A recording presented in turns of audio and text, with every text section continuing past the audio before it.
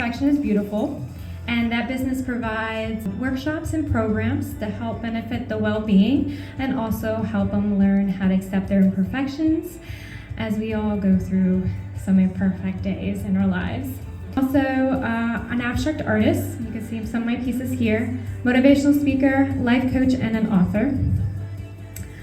Today, I want to present you a speech about imperfection and how I accept my imperfection. This is how my business grew, and kind of just want to show myself off and let others know that we are imperfect and we should embrace that. How I accept my imperfection, it started from discovering mistakes in my work. And here is a painting of mine where it says imperfection is beautiful. And I made some mistakes and I was like, oh my gosh, how am I going to work with this mistake? Like, what am I going to do? And after that, I was like, you know what? Let me make it work. Let me kind of like make it look different, unique, something you've never seen before. Same thing goes with this body image. And then after seeing beauty in my imperfections with my work of art, I see my artwork beauty within myself. So if I can accept imperfections in my work, then I should accept imperfection with myself. So by implementing on myself, I kind of just work with any imperfections I go through, such as my speaking. I am bilingual, so I do speak Spanish and English. You might hear a little accent in me, but sometimes I make a mistake and I speak Spanglish out of nowhere. But I've been working on that. Speech therapy all the way, right? Sometimes how I look.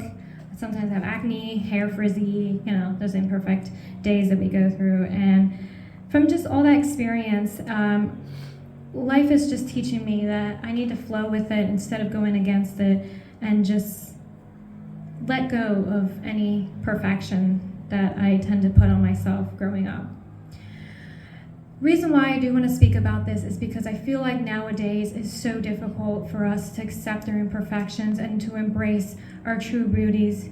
We face that so much on social media, on magazines, on TV shows, and again, we have so much high expectation on us.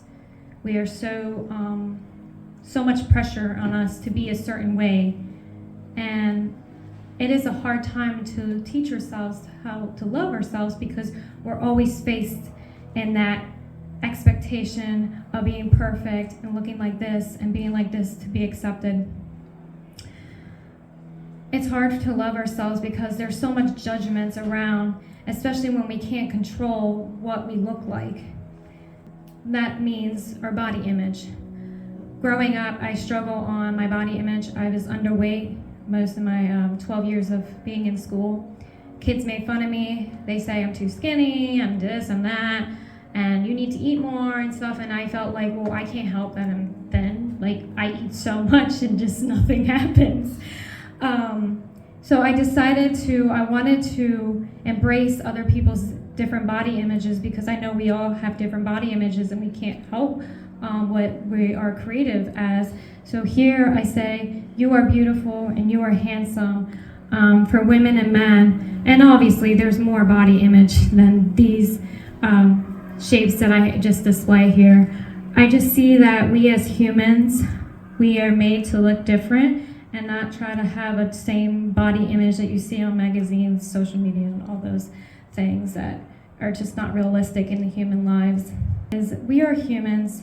We need to understand that we are made to look different, not what we see on TV and magazines. We all should embrace our different body images and our true natural beauty because that's what makes us beautiful. In order for us to embrace our imperfections, we need to learn to love ourselves.